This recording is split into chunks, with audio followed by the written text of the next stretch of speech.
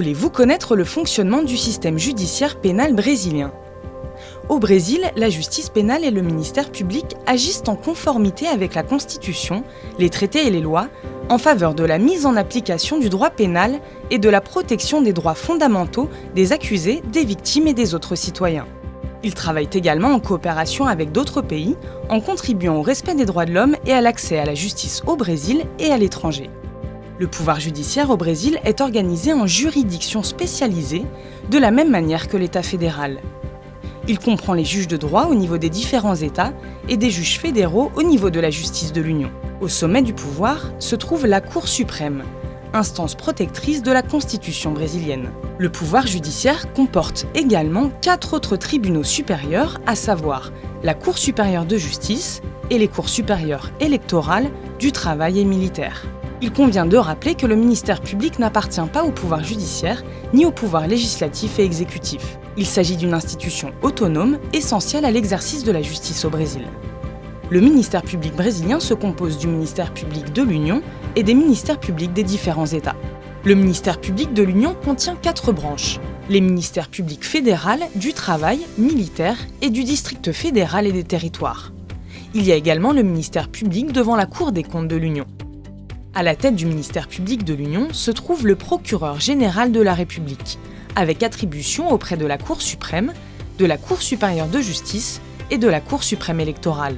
Il est aussi le président du Conseil national du ministère public, institution de contrôle externe du ministère public brésilien. Seul le ministère public peut mettre en œuvre l'action pénale publique devant le pouvoir judiciaire.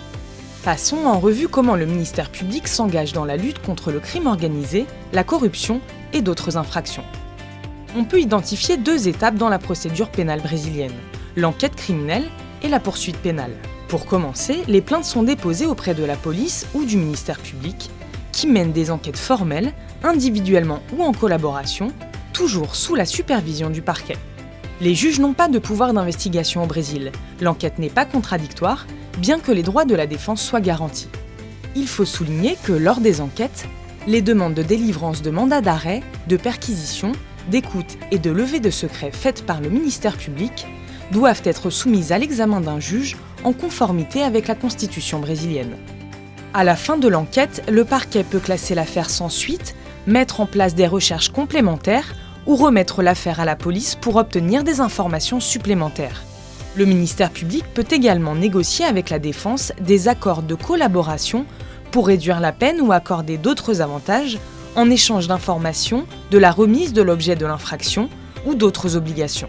Si à l'issue de l'enquête, les preuves rassemblées sont suffisantes, le parquet demande à un juge ou à un tribunal l'ouverture d'un procès pénal. Le document d'ouverture de l'action pénale s'appelle dénuncia.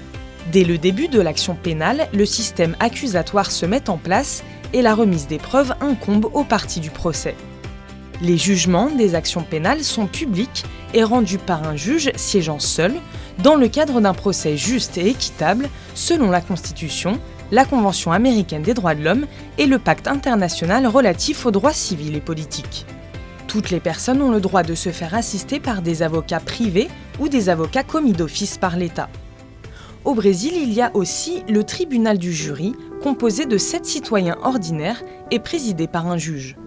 Le jury ne statue que sur des crimes contre la vie, comme les homicides. Les parties ont des voies de recours auprès des cours d'appel ou des cours suprêmes, qui seront jugées par une chambre de la cour ou, dans le cas de délits moins graves, par des groupes de 3 juges de première instance.